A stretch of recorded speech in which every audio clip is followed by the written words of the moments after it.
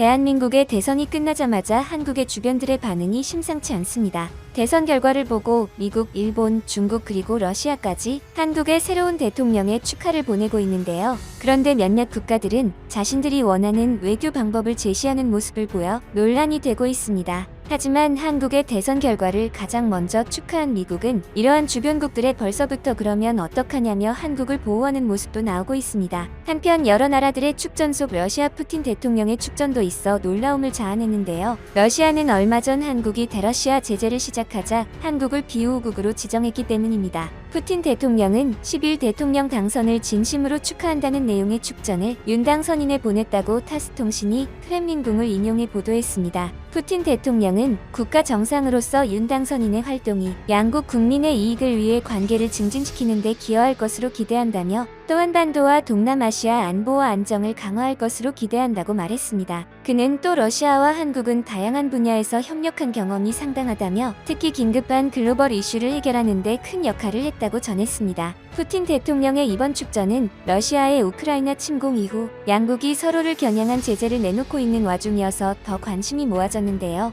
한국은 최근 서방 진영과 함께 러시아 일부 은행 거래 중단, 러시아 국채 투자 중단, 국제은행 간 통신협회 스위프트 제재 등에 동참했습니다. 한편 한국의 대선 결과에 대해 가장 많은 관심을 보이는 것은 단연 일본입니다. 이에 윤 당선인과 기시다 후미오 일본 총리가 11일 첫 전화통화를 하고 한일 관계 개선에 대해 의견을 나눴다고 일본 NHK 등이 보도했습니다. NHK는 이날 오전 10시 30분부터 약 15분가량 통화가 진행됐다면서 기시다 총리가 윤 당선인에게 당선을 축하하고 냉각된 한일 관계 개선을 위해 협력하고 싶다는 뜻을 나타낸 것으로 보인다라고 알렸습니다. 또한 이 매체는 기시다 총리가 일제 강제징용과 위안부 문제에 대한 일본 정부의 일관된 입장을 설명하며 한국 측의 적절한 대응을 촉구하고 미사일 발사를 반복하는 북한에 대해 한일 양국과 한미일 3국 협력의 중요성도 확인했을 것이라고 설명했습니다. 교도통신도 윤 당선인과 기시다 총리가 악화된 한일 관계에 대한 의견을 나눴다라며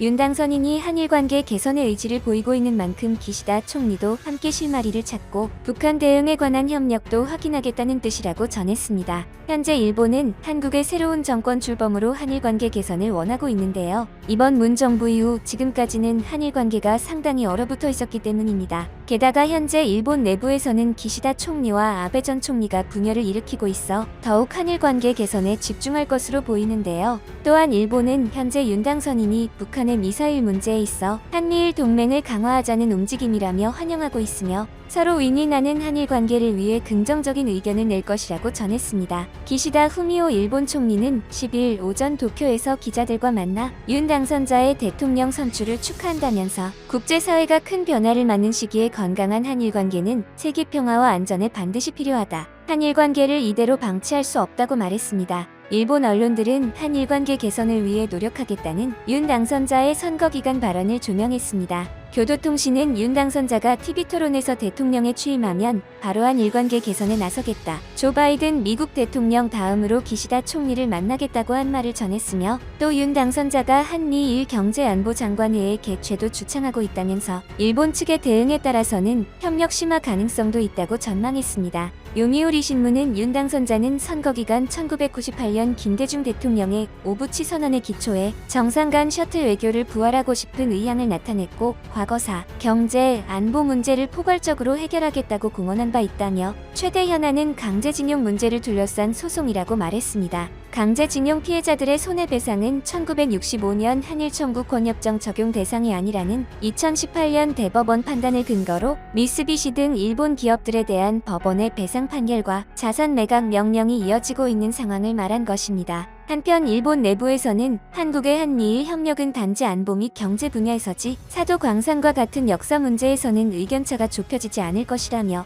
기시다 정권도 올해 선거를 앞두고 있어 보다 타협적인 자세로 한국과의 관계 개선에 나서기 어렵다고 분석했습니다. 하지만 일각에서는 일본이 정말 건전한 한일 관계를 위해 노력을 할까라는 의문을 주장합니다. 그도 그런 것이 기시다 총리의 윤 당선인을 향한 축전을 자세히 들어보면 안 그런 것 같으면서도 은근히 한일 관계 악화의 책임은 모두 한국에 있다고 하고 있습니다. 특히 기시다 총리는 국가 간 약속은 지켜져야 한다며 2015년 한일 위안부 합의에 따라야 한다는 입장을 고수하고 있죠. 이러한 점은 기시다 총리가 아베 전 총리와 결국 다름이 없음을 보여주는데요. 앞서 일제강점기 조선인 강제 노역 현장인 사도 광산을 유네스코 세계문화유산 후보로 추천할지를 놓고 기시다 후미오 총리가 막판에 추천 보리에서 강행으로 돌변하는 모습을 보이기도 했습니다.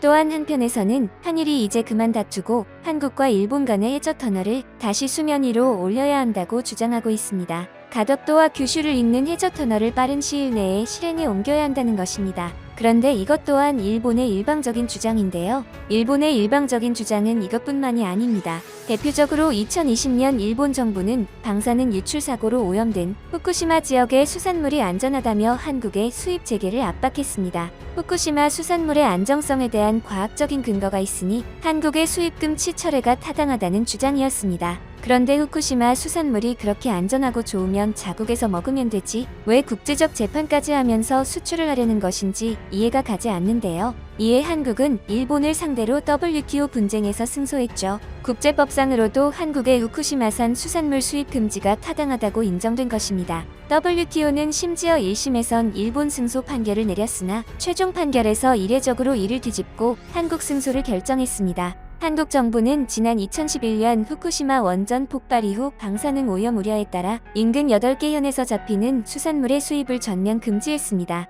이에 일본 정부는 2015년 WTO의 한국이 위생 및 식물위생 협정을 위반했다며 제소했으나 4년 만인 지난해 4월 최종 패소했습니다. 한국의 역전승이었습니다. 이에 일본 정부는 끊임없이 안전성과 과학적 증거를 주장합니다. 하지만 구체적인 설명이나 자료는 공개하지 않고 있죠. 이후 일본의 후쿠시마 수산물 수입 요구가 잠잠해지나 싶더니 다시 살아난 계기가 있었는데요. 바로 대만이 일본의 후쿠시마 수산물 수입을 결정한 것입니다. 대만은 지난달 후쿠시마 일대의 식품 수입을 허용했습니다. 대만은 세계 여러 다른 지역과 마찬가지로 2011년 3월 일본 후쿠시마 원전 사고 이후 이 일대 농수산물 등 식품 수입을 금지해왔는데 10년 만에 수입 금지 조치를 해제했는데요. 일본은 대만이 후쿠시마산 식품 수입을 허용하자 한국에 또다시 수입 금지 해제를 요구하기 시작한 것입니다. 이처럼 현재 일본은 자신들이 한국의 한 행동은 생각하지도 않고 한국의 대선이 끝나자마자 자신들의 국익을 위해 또 다른 계산을 하기 바빠 보입니다. 물론 국가가 국익을 생각하는 것은 당연하지만 일본의 모습은 너무나도 일방적이며 노골적이라는 평가인데요. 이에 미국도 한일 관계에 대해서는 상당히 신중한 입장을 취하고 있습니다. 한일 관계가 냉전을 계속 이어나가면 한미일 동맹에 좋을 게 없기 때문이죠. 한편 윤당선인과 바이든 미국 대통령은 10일 전화통화를 하고 한미 동맹이 인도, 태평양 지역의 평화 안보 번영을 위한 핵심 축이라는 점을 확인했습니다. 바이든 대통령은 이날 통화에서 한국 방위에 대한 미국의 의지를 강조했습니다. 또 기후변화, 코로나19 팬데믹, 공급망 등 주요 글로벌 과제 협력을 심화하기를 바란다고 밝혔습니다. 윤당선인과 바이든 대통령은 북한의 핵과 미사일 프로그램이 일으키는 위협에 대처하기 위해 긴밀한 공조를 유지하기로 했습니다. 윤당선인은 바이든 대통령의 감사의 뜻을 전하고 최근 러시아의 우크라이나 침공 대응 과정에서 미국이 동맹국과 함께 국제협력을 주도하고 있는 데 대해 경의를 표했습니다. 이에 바이든 대통령은 한국이 우크라이나 사태 등에 있어 핵심적인 역할을 해오고 있다며 공감을 표했습니다. 한편 한국의 대선 이후 한미일 동맹이 더욱 강해질 모습이 보이자 중국이 불안한 기색을 보이기 시작했는데요. 이에 중국 관영 영자지 글로벌타임스는 11일 사드 문제는 한국의 내정과 주권의 문제로 여길 수 없다는 주장을 폈습니다. 글로벌타임스는 이날 사설에서 사드 문제와 관련해 중국은 자국의 안보에 대한 한국의 정당한 우려를 존중하지만 진정한 안보는 공통적이고 포괄적이며 협력적이고 지속 가능해야 한다면서 한국은 중국의 전략적 안보 이익을 존중해야 한다고 주장했습니다. 특히 중국은 현재 윤당선인이 산불 정책을 따르지 않을 것으로 판단해 더욱 긴장하고 있는 모습입니다. 이처럼 일본과 중국 모두 윤당선인을 축하함과 동시에 자신들의 요구하는 것을 바로 한국에 내비치는 모습입니다. 현재 주변국들은 새로운 정부가 정식 취임하기도 전부터 한국과의 관계 설정에 있어 뜨거운 관심을 보이고 있는데요. 앞으로 한국의 외교 관계가 어떻게 변할지 전 세계가 주목하고 있는 현실입니다.